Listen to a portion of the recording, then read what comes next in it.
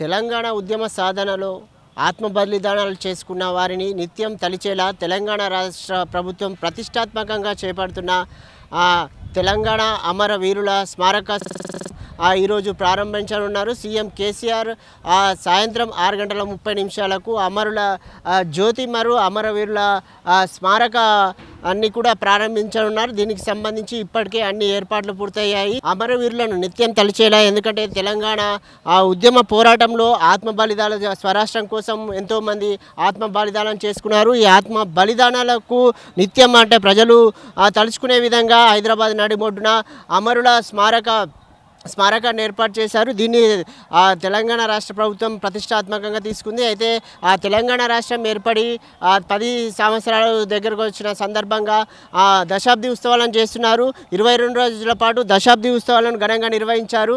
ఈరోజు చివరి రోజులో భాగంగా ప్రతిష్టాత్మకంగా ఏదైతే అమరులను త్యాగాలను స్మరించుకునే విధంగా ఏర్పాటు చేసిన అమరవీరుల స్మారకాన్ని ఈరోజు సీఎం కేసీఆర్ చేతుల మీదుగా ప్రారంభించనున్నాడు. దానికి సంబంధించి కొద్ది రోజుల క్రితమే ప్రారంభించినటువంటి ఏదైతే 125 అడుగుల అంబేద్కర్ స్టాచ్యూ ఉందో అక్కడి నుంచి ఇక్కడి వరకు కూడా ఒక ర్యాలీగా వచ్చి పెద్ద ఎత్తున సాంస్కృతిక కార్యక్రమాలు కావచ్చు, దాదాపు 6,000 మంది కళాకారులతో సాంస్కృతిక కార్యక్రమాలు ఏర్పాటు చేశారు.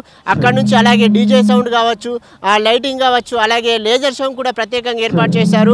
సీఎం కేసీఆర్ ఏదైతే దీన్ని ప్రారంభించిన తర్వాత అనంతరం నైట్ ఏదైతే సాయంత్రం ఉందో ఇక్కడ లేజర్ షో ప్రత్యేకంగా ఏర్పాటు చేశారు. అమరుల త్యాగాలను ప్రతిబింబించేలా, అమరుల త్యాగాలను నిరంతరం, ఎందుకంటే ఇప్పుడున్న యువతతో పాటు తెలంగాణ తరతరాలను గుర్తుంచిపోయే విధంగా ఇక్కడ అమరుల జ్యోతిని ఏర్పాటు చేశారు. అమర జ్యోతిని కూడా సాయంత్రం సీఎం కేసీఆర్ ప్రారంభించనున్నారు. ఏర్పాట్లు పూర్తయ్యాయి.